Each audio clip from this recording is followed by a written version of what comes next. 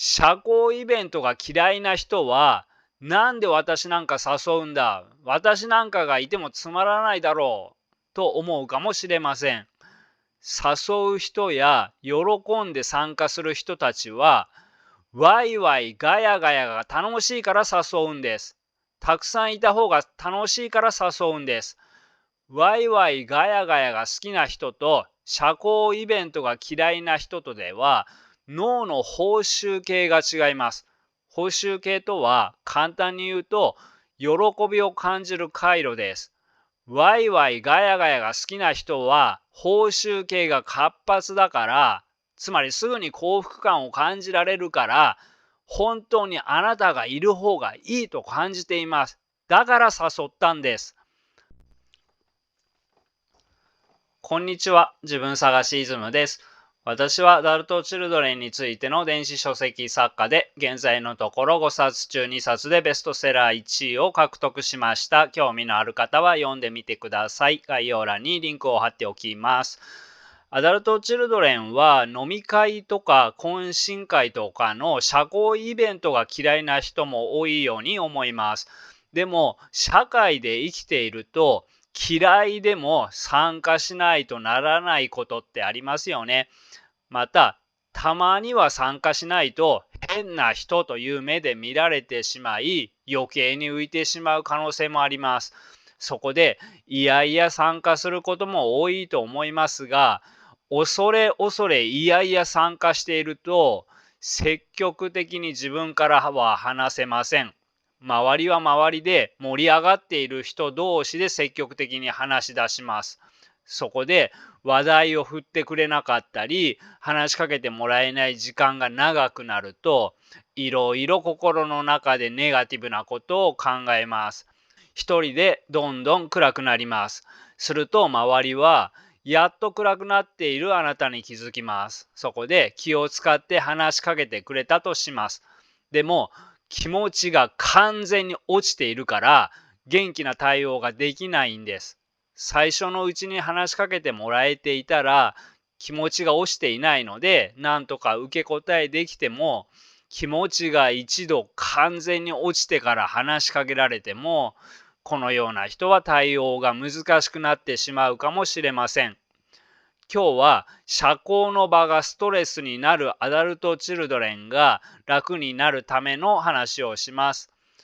アダルトチルドレンが社交の場が恐怖になる理由、参加しなければならない時の楽になる心の持ち方、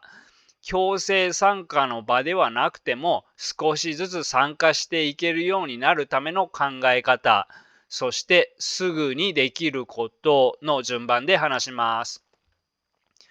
原因がわかると長期的に目指す課題が見えてきます。なので、まずはなぜアダルトチルドレンは飲み会や懇親会などの社交イベントを嫌いな人が多いのか、原因を考えてみましょう。もちろん原因は人によって違いますが、愛されずに育った人は小さい頃に自分だけ特別扱いされる、自分だけちやほやされるという十分な体験がなかったかもしれません。逆に親に邪魔者扱いされていたり、世話をすることをめんどくさがられていたかもしれません。このような人は自己評価が低くなり、自分が喜ばれる存在とは思えなくなっておかしくありません。むしろ、自分は仲間に入れない存在という感じ方を作ります。この感じ方があれば、周りの人は迷惑と思っていなくても、勝手に迷惑がられていると思い込んでしまいます。また、自分は何か劣っていて迷惑で仲間に入れない存在と思い込んでいれば、それを通して周りの人の気持ちを推測するので、周りの人は冷たい目で見るだろう、批判的に接してくるだろうと感じてしまいます。つまり、溶け込めないと周りに冷ややかな目で見られるような気がします。そこで、周りに溶け込めないということを必要以上に恐れているんです。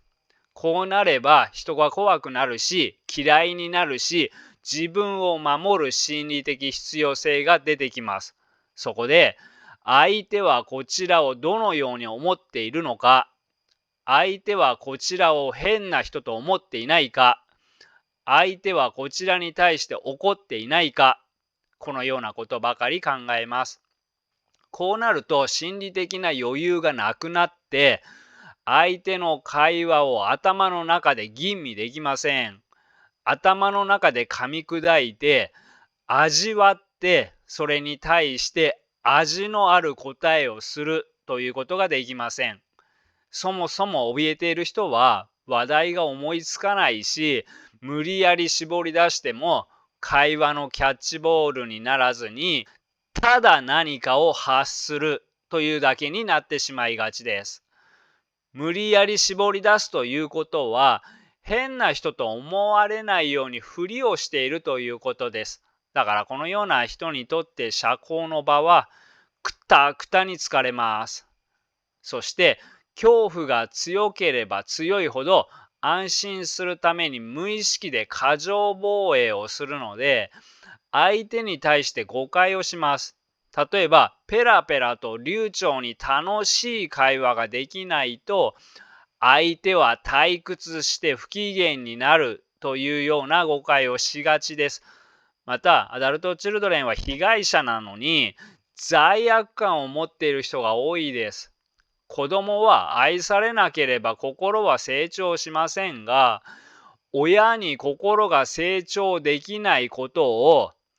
困った子ねという目で見られていたり、手間のかかる子だという目で見られていた人は特に罪悪感が強いかもしれません。そのような人は冷ややかな目で見られる怖さ、批判的に見られる怖さ、浮いてしまう怖さだけではなくて、自分は周りに迷惑をかけてしまう、自分がいると空気が悪くなってしまうなどのような、ここにいるということに罪悪感を感じているかもしれません。冷ややかな目で見られる怖さ、批判的態度を取られる怖さ、浮いてしまう怖さ、このような恐怖だけでも社交の場を嫌いになるには十分ですが、これプラス人に迷惑をかけているという罪悪感まであったら、お酒が好きでも飲み会を避けるだろうし、テニスが好きでもテニスサークルに入るのを避けるだろうし、おしゃべりが好きでも懇親会を避けるのは当たり前です。刺激に過敏な人とかは別ですが、アダルトチルドレンの場合は、社交イベントを嫌いと意識していても、社交イベントを避ける本当の理由は、嫌いだからというより、傷つくのが怖いからという人の方が多いかもしれません。だから自分に好意を持ってくれていて、よく話しかけてくれる人や、自分としか話さない友達が参加するときは、参加するかもしれません。誰ともよく話す友達は、他の人との会話に夢中になってしまう可能性がありますが、自分としか話さない友達というのは、そのような社交イベントで自分を必要としている友達ということです。そのような人がいる場合は、自分が一人だけポツンと浮いてしまう危険はないので、安全が保証されています。そこで参加することが怖くなくなります。そうであるならば、そこに救いがあります。では、参加しなければならないときはどのように考えればいいかですが、まず、社交イベントが嫌いな人は、なんで私なんか誘うんだ、私なんかがいてもつまらないだろうと思うかもしれません。誘う人や喜んで参加する人たちは、ワイワイガヤガヤが楽しいから誘うんです。たくさんいた方が楽しいから誘うんです。ワイワイガヤガヤが好きな人と社交イベントが嫌いな人とでは、脳の報酬系が違います。報酬系とは簡単に言うと、喜びを感じる回路です。ワイワイガヤガヤが好きな人は報酬系が活発だから、つまりすぐに幸福感を感じられるから、本当にあなたがいる方がいいと感じています。だから誘ったんです。多くのアダルトチルドレンは報酬系があまり活発じゃないんです。だから活発の人の気持ちがわからないんです。自分にはわからないだけであって、相手は本当に喜んでいるということを頭に入れておきましょう。少なくとも報酬系が活発ではないアダルトチルドレンが楽しいと感じるのと、報酬系が活発な人が楽しいと感じるのでは、ハードルの高さが全然違うということは頭に入れておいてください。それが分かれば、相手は自分と一緒にいることを楽しんでいるということも理解できるはずです。これだけでも本当にちょっと楽になります。次に、アダルトチルドレンは人を恐れていたり、自己評価が低すぎるので、周りにどう見られているかと自意識過剰になりやすいです。仮に自分だけ浮いたとしても、他人はそこまで気にしません。あなたが自分のことが大事なように、他人も自分のことが大事なんです。そんなにあなたのことばかりに注目していられません。また、会話の中で沈黙しても、別に沈黙って誰にでもあることです。それに沈黙は、あなたが嫌いですというメッセージではなくて、私は口下手ですというメッセージです。相手にしたら、半分は自分の責任でもあるのだから、気まずくはなっても、別に嫌悪感は持ちません。そこまで怯えなければいけないことではないです。沈黙するならするで、その自分を受け入れましょう。それに他人は、そんなにあなたにペラペラ流暢に楽しい話をしてもらうことなど期待していません。口下手なら口下手で、他人の話を聞くことに集中していても、相手に悪い印象を与えません。ここでアダルトチルドレンにありがちな問題は、相手に興味がないのに変な人と思われたくないから相槌を打っているだけという人が多いです。これは悪い印象を与えてしまいます。相手はこの人は心がここにないなって感じてしまうかもしれません。相手に興味を持って質問をする、相手の感情を汲み取って共感するという姿勢が大切です。そして自意識過剰だと相手のことに気が回らないので、自分だけだと思ってしまいがちですが、相手は相手で人見知りをしているかもしれないと考えてみましょう。場合によってはこちらから話しかけてあげる必要があるかもしれません。それから人の目に関する対人恐怖は、受け身であればあるほど人が怖くなります。つまり自分が完全に裁かれる側であればあるほど恐怖は増します。自分だって周りを評価したり裁いてもいいんです。あるいはただ受け身で相手の評価をビクビクしているのではなく、何か目的や目標を持ちましょう。例えば、新しい友達を一人作るとか、話したことない人と話すとか、あの人と親しくなるためにあの人と話すとか、この場をコミュニケーションの練習にしようとか、少しでも楽しむとか、自分の方に目的があると恐怖は薄れます。そして失敗したとしても、それを次に生かす課題として捉えましょう。目標はあまり大きくしないのがおすすめです。例えば、社交イベントが苦手な人にとっては、完全に楽しむという目標よりは、少しでも楽しむの方が現実的です。そして、うまく会話ができなかったらどうしようみたいなのが出てきたら、目標は作っても誰かに点数をつけられている試験ではないと自分に言い聞かせましょう。同時に、相手は脳の報酬系が活発だから自分より簡単に楽しくなれる人たちだということを思い出しましょう。それでも不安が強いときは、私はここにいていい。私は邪魔ではない。私はいるだけで喜ばれている。と心の中で自分に言い聞かせましょう。ここまでは参加しなければならない時の心の持ち方を考えてきました。次はもう少し不参加の自由がある時にどうするべきか考えてみましょ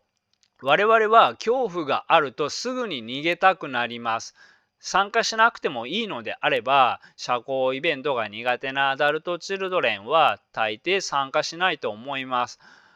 断っている間は誘われると、なんで誘うんだよと感じますが、参加を拒み続けていれば、そのうち誘われなくなります。すると今度は、誘われなかったことに孤独感を感じ傷つきます。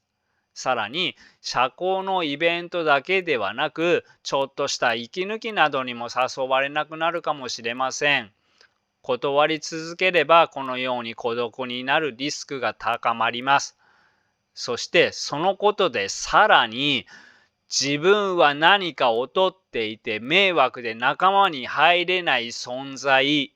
という歪んだ思い込みが強くなってしまうかもしれません。こうなればどんどん抑うつ状態へなっていきます。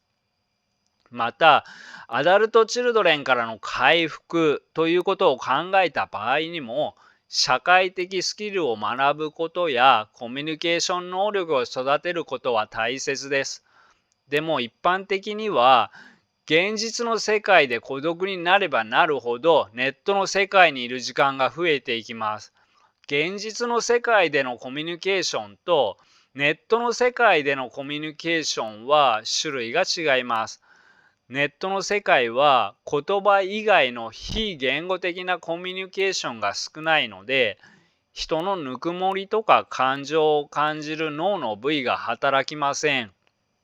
なので、社交イベントの参加を断り続けることによって、社会的スキルやコミュニケーションを学ぶ機会が減り、対人スキルが身につかないままということになってしまいます。だから例えば、本当はテニスがしたい。でも浮いてしまうのが怖くて参加できない。こういうのはテニス自体が嫌いなのではないのだから、心理的に負担はかかっても難易度を下げる工夫をして参加してみる方が自分の成長につながるし、望ましいと思います。だからといって、すべてのケースで、そしてすべてのアダルトチルドレンが参加することが望ましいというわけではありません。例えば、社会の中で生きているのだから、たまに周りに合わせることは必要でも、心理的に無理して合わせ続けるのは心にはよくありません。テニスは嫌いだけど、付き合いや社交トレーニングのために参加している、そこで強いストレスが溜まってきた、心理的に疲れている、このような時は他人の顔色を気にして心理的に無理し続けるより、自分の本心に従いましょう。ゆっくり休んで心が回復したのであれば、自分を育てるために、あるいはより良い人生にするために、もう一度立ち上がりましょう。そして嫌いなものに参加するよりは、少しでも好きなものに参加するようにしましょう。アダルトチルドレンは好きなものなどないという人が多いと思います。少しでもがポイントです。これならまだやってもいいかなというものを見つけて、なるべく参加しましょう。では次に少しずつ参加していけるようになるための考え方ですが、周りは自分に批判的だ、自分は周りに迷惑をかけるなどの恐怖が元にあると、考がそっち寄りに偏ります。例えば、自分は社交イベントに出ても100%浮くというような極端に偏った思考になることが多いです。そしてもちろんそれが真実だと思い込んでいます。本当に100%だろうかと考えてみてください。おそらく過去は本当に浮いたことがあるかもしれません。自分は何か劣っていて迷惑で仲間に入れない存在という思い込みがあったからです。これがあれば自分が一歩引くので浮いてもおかしくありません。でも今はこのように動画などを見て勉強している、過去の自分よりは成長している、それを考慮した上で何%だろうかと改めて考えてみてください。100% でないのであれば、自分の成長のために挑戦してみる価値はあるかもしれません。そうは言っても、80% でも十分怖いですよね。なら、この 80% をもっと低くする工夫をしましょう。例えば、最初から大勢の集まりはハードルが高いです。でも、少人数の集まりなら浮く可能性は減ると思います。70% になったとしましょう。さらに、仲のいい友達と一緒に参加してもらえば浮く可能性はだいぶ減ります。50% かもしれません。時間だって自分が決めていいんです。最初から長時間参加するのは疲れてしまいます。最初は1時間だけでも十分です。このようにハードルを下げる工夫をしていけば、浮く可能性はだいぶ減らせます。そして、社交的な場に慣れることで自信がついて、もう少し高いハードルもクリアできるようになっていくかもしれません。そしてアダルトチルドレンは自分の努力をカウントしない傾向があまりにも強いです。参加できたのであれば、そのことをきちんと頭の隅に入れておきましょう。参加することは恐怖だったんです。人は普通恐怖から逃げます。だから無自覚で生きているとアダルトチルドレンは回復できないんです。でも参加できたということは恐怖に打ち勝ったということです。とても大きな成功体験です。そして次回の挑戦の機会にはこのことをはっきりと思い出しましょう。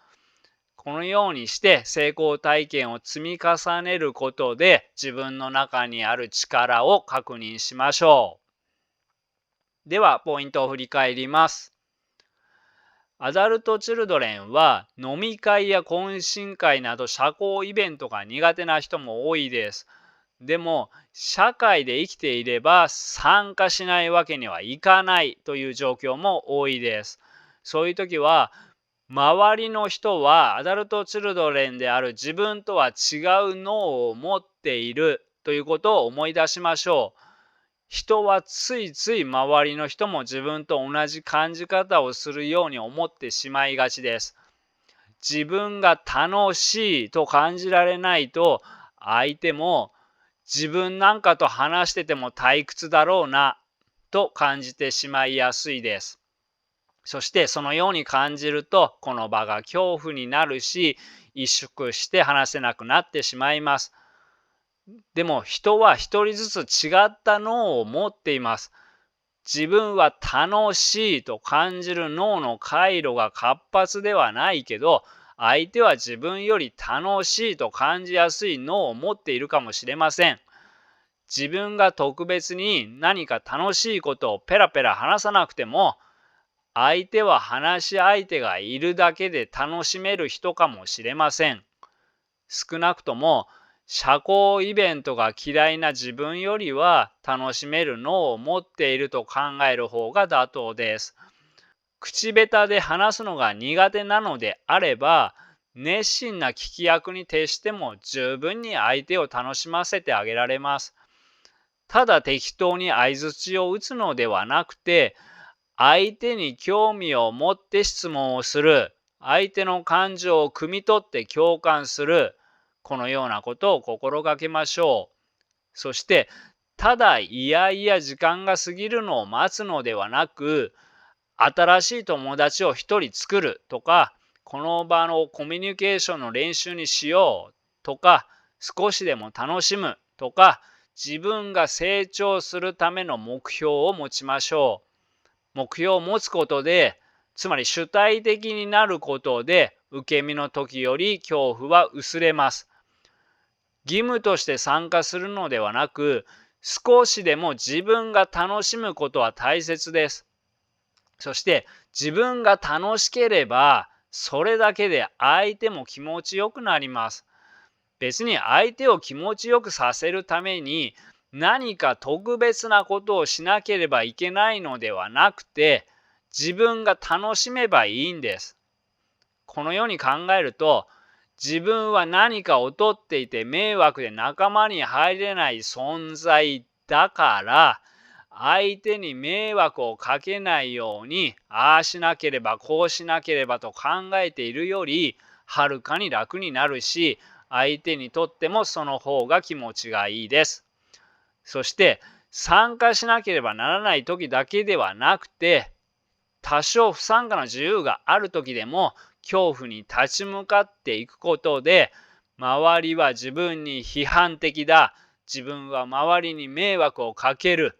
などの認知の歪みを解消する方向や、人間関係のスキルを身につける方向や、アダルト・チルドレンを克服する方向へ進みます。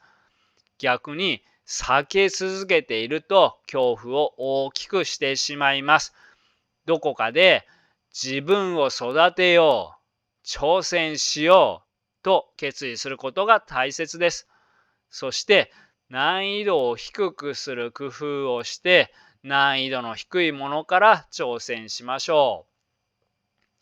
では、最近始めたすぐにできることのコーナーですが、このコーナーは動画の一番最後にその日話した内容の中ですぐにできることを考えてから終わることにしています。今日の内容のすぐにできることは、今日のポイントでもある。人は一人ずつ違う脳を持っているということを頭に叩き込みましょう。自分が人を嫌いだと相手も人を嫌いだと思い込みやすいし、自分がマラソンを嫌いだと相手もマラソンを嫌いだと思い込みやすいし、自分が飲み会がつまらないと相手も自分の隣にいてもつまらないだろうと思い込みやすいです。自分はこうだけど相手は違うかもしれないという視点で相手のことを観察するようにしてみてください。はい、ここまでにします。最後までご視聴ありがとうございました。では仲間の皆さん、よかったら高評価、チャンネル登録をよろしくお願いいたします。バイバイ。